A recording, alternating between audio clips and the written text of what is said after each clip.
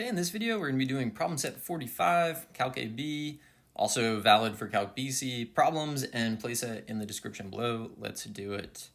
Find the distance traveled by a particle traveling with position. I don't know why that sounded funny in my head. X of t equals cosine of pi t on 0 to 3. Okay, so here goes. First, we need to find the derivative. So the derivative, the velocity, I guess, is the derivative of x. So we have to write that. We're going to write v of t equals x prime of t. And then we'll just do it. The derivative of cosine is negative sine, and you pick up a pi from the chain rule. So negative pi sine of pi t. Now we're going to set that equal to 0, and we have to be really careful because it's pi t and not just t. So v of t equals 0 means that pi times t, so sine is 0 at 0, pi, 2 pi, 3 pi, you could keep going. But we don't have to. The reason we don't have to is because we only need to be between 0 and 3. All right, so that means that t, the t values that we're interested in at least, are 0, 1, 2. We're also interested in 3, but it was one of the endpoints. But I'm realizing I included 0, which is also an endpoint, so maybe I should have done it. I don't know. I think you're okay because you have to include 3 anyway.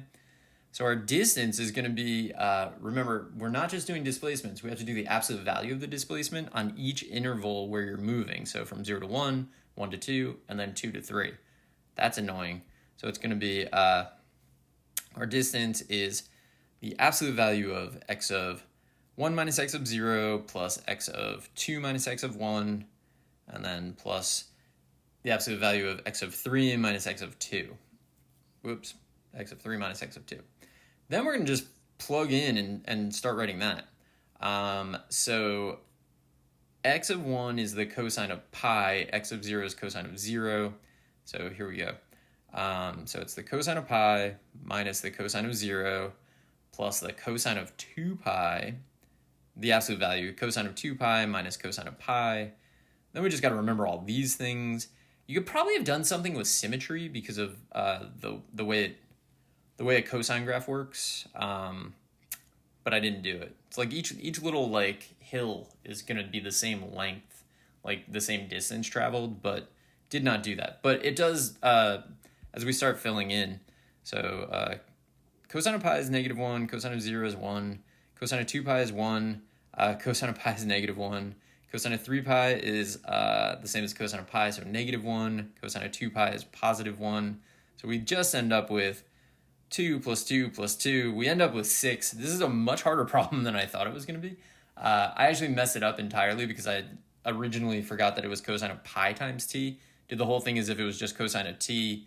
Got my answer and was like, I'm moving on. And then I realized like, geez. I had to go back and do it again. All right, new problem.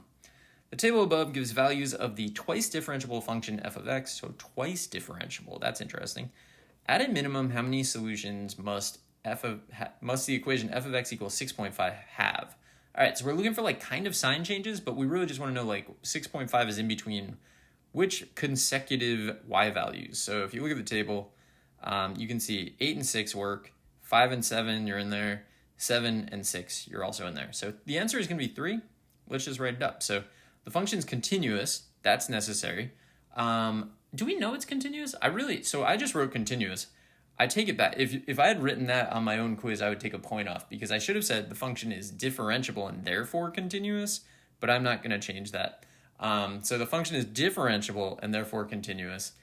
And I mean, you should, I just don't want to write it. Differentiable, therefore continuous. And so now I'm just going to establish these things. So f of 7 is less than 6.5 less than f of 3, f of 11 less than 6.5 less than f of 13, f of 16 less than 6.5 less than f of 13. All right, so we established 3 things. The continuity we're using because we want to use intermediate value theorem. So by intermediate value theorem, f of x equals 6.5 at least once on each of these intervals. So the answer is 3. I also never answered the question. So 3 times. So I should have said, so what am I getting on this? I'm probably going to lose 1 point for not saying differentiable, therefore continuous. I'm also probably going to lose a half a point because I never answered the question, even though I sort of answered the question. The minimum number of times would be 3. That's what I should have done. Instead, I just wrote the intervals again. That's weird. All right, so I am not in love with my answer to that, but I am going to leave it because I talked my way through it and, try to be better than what I'm doing. All right, for B, approximate f prime of 12. So f prime of 12 approximately equal to, we go to the table, 12 is in between 11 and 13, so we'll just use the slope of the secant there. So f of 13 minus f of 11 over 13 minus 11. So that's going to give us 7 minus 5, which is 2, over 2, so 1. That's approximately f prime of 12. And then for C, we want to find the average rate of change of f on 3 to 16. Average rate of change is algebra 1 slope, so we can just punch that in. F of 16 minus f of 3 over 16 minus 3. F of 16 is 6, f of 3 is 8, so that's negative 2 over 13. All right, next part. There's 2 more parts. We want to prove f prime of C equals negative 1/2 for some C between 3 and 7. All right, so that's going to be a mean value theorem thing, right? We have a table of f, and we want to say something about f prime. Definitely mean value theorem. So use mean value theorem, I need f to be continuous on the closed interval, differentiable on the open. We know that f is twice differentiable, so we know that f is differentiable and therefore continuous. That's what I'm going to write. F is twice differentiable, therefore f is differentiable, therefore continuous, or implies continuous. All right, so I'm allowed to use the mean value theorem, so I'll say, therefore, by mean value theorem, f prime of C is, we were told to do 3 to 7, there's nothing in between. So f prime of C is f of 7 minus f of 3 over 7 minus 3. I always think to myself, what would happen if it didn't work? Like, there's no other values to use. You just have to say it's a bad problem, right? And like move on. But f of 7 minus f of 3 over 7 minus 3 is negative 1/2. And then we will say for some C that is an element of 3 to 7, let's look at the last part of this problem set. All right, we want to try to prove f double prime is less than 0 for some C between 8 and 13. All right, so this is a weird question, but if you look at it, like 8 to 13 just has 2 intervals that we can even work with. And on the first one, so I'm kind of like fake mean value theoreming this thing. On the first one, we would have a slope of 4/3. So f prime is definitely equal to 4/3 somewhere in there by the mean value theorem. On the next part, we get a slope of just 1. So f prime is definitely equal to 1 somewhere on that interval. And if you look at it, if I just subtract those values, I do get 1 minus 4/3 is negative 1/3.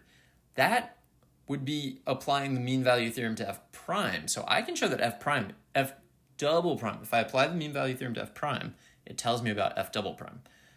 F double prime is definitely negative somewhere on that interval. So let's prove it.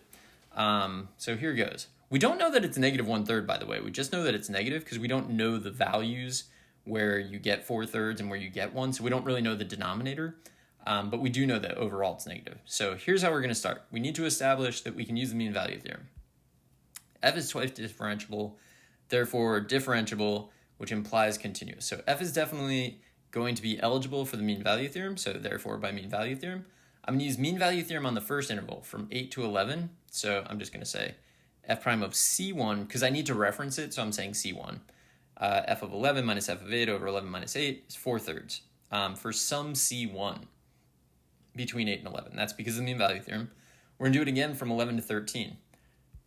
F prime of C2 is equal to f of 13 minus f of 11 over 13 minus 11. That equals 1 for some C2 between 11 and 13. Now my goal is to use the mean value theorem applied to f prime on the interval from C1 to C2 to show that f double prime is negative.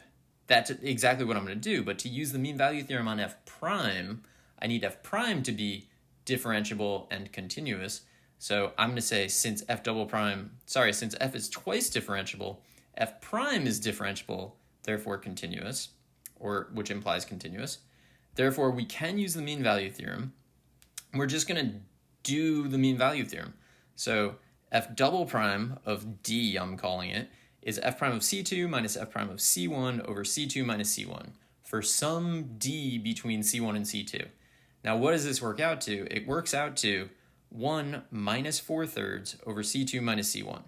There's kind of like a tricky point. Like C2 is definitely bigger than C1, which means C2 minus C1 is positive. So overall, this is less than 0 for some D element of C1, C2. And then since C1 and C2 are between 8 and 13, we definitely know D is between 8 and 13. I was supposed to solve it for C, but I don't think you ever lose points really for using the wrong letter. That's the end of the problem set. I hope this was helpful, and good luck.